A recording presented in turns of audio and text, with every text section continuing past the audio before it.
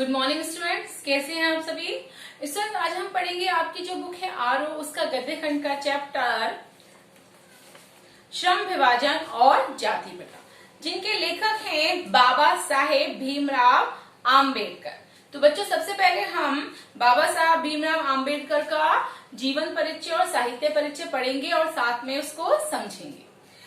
देखिए, बाबा साहेब का जो जन्म था वो 14 अप्रैल सन 1891 ईस्वी में महू, मध्य प्रदेश में हुआ था।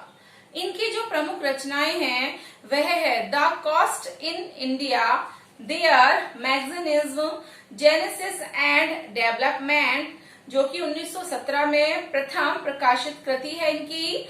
The untouchables who are they, जो कि 1948 में प्रकाशित हुई थी।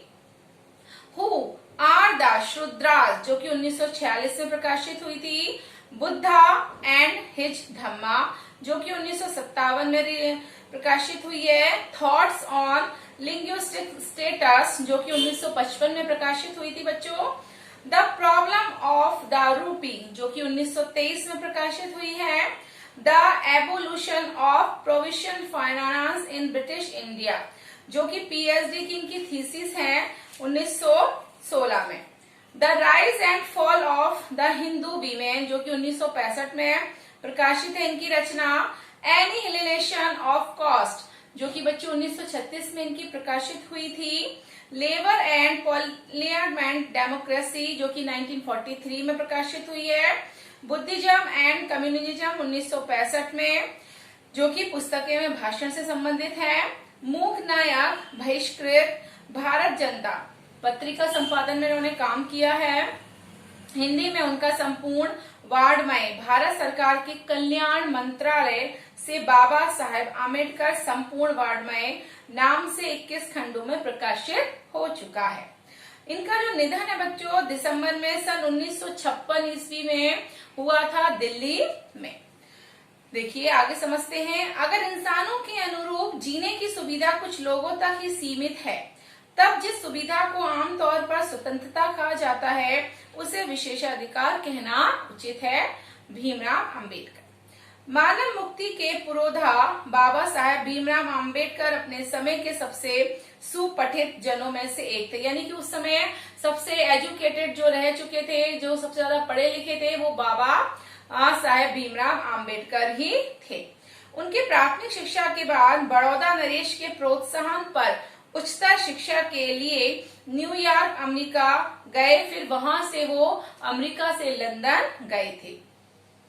उन्होंने संस्कृत का धार्मिक, पौराणिक और पूरा वैदिक वाङ्मय अनुवाद के जरिए पढ़ा और ऐतिहासिक, सामाजिक क्षेत्र में अनेक मौलिक स्थापनाएं प्रस्तुत की।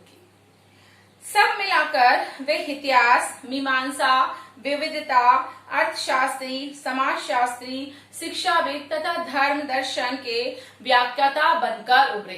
अर्थात इन्होंने विभिन्न प्रकार के विषयों में अपना काम किया और कहीं ना कहीं उसके व्याख्याता यानी कि लेक्चरर के रूप में उभरकर सामने आए। स्वदेश में कुछ समय उन्होंने वकालत भी की थी।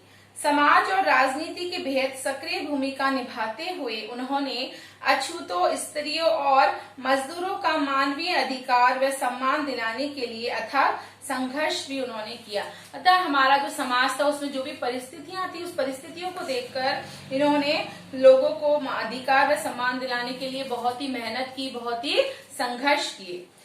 भारतीय संविधान के निर्माताओं में से एक डॉक्टर भीमराव आम्बेडकर आधुनिक भारतीय चिंतन में अत्यंत महत्वपूर्ण स्थान के अधिकारी हैं। जैसा कि हम सभी जानते हैं कि भारतीय संविधान के निर्माताओं में एक नाम लिया जाता है भीमराव आम्बेडकर। उन्होंने जीवन भर दलितों की मुक्ति एवं सामाजिक समता के लिए संघर्ष किया। उनका पूरा लेखन जो था इसी संघर्ष और सरोकार से जुड़ा हुआ है। यानी कि जो दलित लोग थे उनके लिए वो शुरू से ही संघर्ष कर रहे थे, दलितों के लिए लड़ रहे थे, उनके अधिकारों के लिए, कहीं ना कहीं उन्हें अधिकार दिलाने के लिए, और उनके जो उन्होंने जो संघर्ष किया था उसमें कहीं ना कहीं वो सफल भी हुए थे।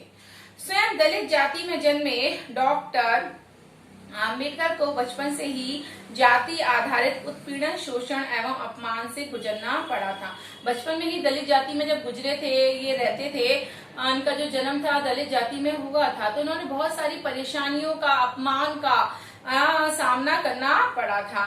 विद्यालय के दिनों में जब एक अध्यापक ने उनसे पूछा कि तुम पढ़ लिख कर क्या करोगे या क्या बनोगे, तो बालक भीमराव ने जवाब दिया, मैं पढ़ लिख कर वकील बनूंगा और अछूतों के लिए नया कानून बनाऊंगा और छुआछूत को खत्म करूंगा। यानी कि जो जाति पाति का जो भेदभाव था, ऊंच नीच का जो भेदभाव था, दलित जाति को ब्राह्मण जातियों के साथ उठना बैठना या कोई भी अच्छे कंपटीशन एग्जाम देने से रोका जाता था, उन सारी चीजों के लिए इन्होंने संघर्ष किया। ये वकील बने और इन्होंने दलितों के अधिकारों को हासिल भी किया। डॉक्टर आम्बेडकर ने अपना पूरा जीवन इसी संकल्प के पीछे झोंक दिया। इसके लिए उन्होंने जमकर पहले तो पढ़ाई की, व्यापक अध्ययन एवं चिंतन मनन के बल पर उन्होंने हिंदुस्तान के स्वाधीनता संग्राम में एक नई अंतर वस्तु भरने का काम किया। अर्थात दिनों दिन उन्होंने बहुत ज्यादा मेहनत की कहीं ना कहीं, और धीरे धीरे उन्होंने काम करना शुरू कर दिया। वह ये था कि दास्ता का सबसे व्यापक व गहन रूप सामाजिक दास्ता है और उसके उन्मूलन के बिना कोई भी स्वतंत्रता कुछ लोगों का विशेषाधिकार रहेगी, इसलिए अधूरी होगी। उनके चिंतन व रचनात्मकता के मुख्य 3 प्रेरक व्यक्ति रहे, बुद्ध, कबीर और ज्योतिबा फुले। अर्थात ये कहीं ना कहीं उनसे बहुत ज्यादा प्रेरित थे, मोटिवेट थे, बुद्ध जी से, कबीर जी से और ज्योतिबा फुले से। जातिवादी उत्पीड़न के कारण हिंदू समाज से मोहभंग होने के बाद वे बुद्ध के समतावादी दर्शन में आश्वस्त हुए और 14 अक्टूबर सन 1956 को 5 लाख अनुयायियों के साथ बौद्ध मतनुयायी बन गए। अर्थात कहीं ना कहीं ये बुद्ध के जो प्रवचन थे उन सारी चीजों से बहुत ज्यादा क्या थे, प्रभावित थे, और इसलिए इन्होंने अपने अनुयायियों के साथ बौद्ध अनुयायी करा। भारत के संविधान निर्माण में उनकी महती भूमिका और एक निष्ठ समर्पण के कारण ही हम आज उन्हें भारतीय संविधान का निर्माता कहकर श्रद्धांजलि अर्पित करते हैं। आप सभी जानते हो बच्चों कि भारतीय संविधान के निर्माता डॉक्टर भीमराव अंबेडकर हैं। इन्होंने उसमें अहम भूमिका निभाई थी। इस कारण उनको हम हर साल श्रद्धांजलि अर्पित करते हैं उनके जन्म दिवस पर। उनकी समूची बहुमुखी विद्वता, एकांत ज्ञान साधना की जगह मानव मुक्ति व जन कल्याण के लिए थी। यह बात वे अपने चिंतन और क्रिया के क्षणों से बराबर साबित करते रहे। अपने इस प्रयोजन में वे अधिकतर सफल भी हुए हैं। यहाँ पर प्रस्तुत जो पाठ है अम्बेडकर का वो है श्रम विभाजन और जाति प्रथा। तो यहाँ प्रस्तुत पाठ अम्बेडकर के विख्यात भाषण एनिहिलेशन ऑफ कास्ट 1936 के ललई सिंह यादव द्वारा कृत हिंदी रूपांतर है, जो जाति भेद का उच्छेद के 2 प्रकरणों के तौर पर है। यह भाषण जाति पाति तोड़क मंडल लाहौर के वार्षिक सम्मेलन सन 1936 के अध्यक्षीय भाषण के रूप में तैयार किया गया था, परंतु उसकी क्रांतिकारी दृष्टि से आयोजकों की जो पूर्णतः सहमति न बन सकने के कारण सम्मेलन ही जो था वो स्थगित हो गया था और ये पढ़ा ना जा सका। बाद में अंबेडकर ने इसे स्वतंत्र पुस्तिका के रूप में प्रकाशित कर वितरित कर दिया था, जगह जगह बांट दिया था, जो पर्याप्त लोकप्रिय भी हुआ था। उनके अनुसार समानता, स्वतंत्रता व बंधुत्व ये 3 तत्व आदर्श समाज की अनिवार्यता तत्व होने चाहिए, जिससे लोकतंत्र, सामूहिक जीवनचर्या की एक रीति तथा समाज के सम्मिलित अनुभवों के आदान प्रदान की प्रक्रिया के अर्थ तक भी पहुंचे। यहाँ प्रस्तुत पाठ उप पुस्तिका के प्रतिनिधि का प्रकरण है। आज के जाति मजहब आधारित विषाक्त सामाजिक राजनैतिक माहौल में इनकी प्रासंगिकता और बढ़ गई है। तो बच्चों ये था आपके राइटर बाबा साहेब भीमराव अम्बेडकर का जीवन परिचय और साहित्य परिचय। Thank you.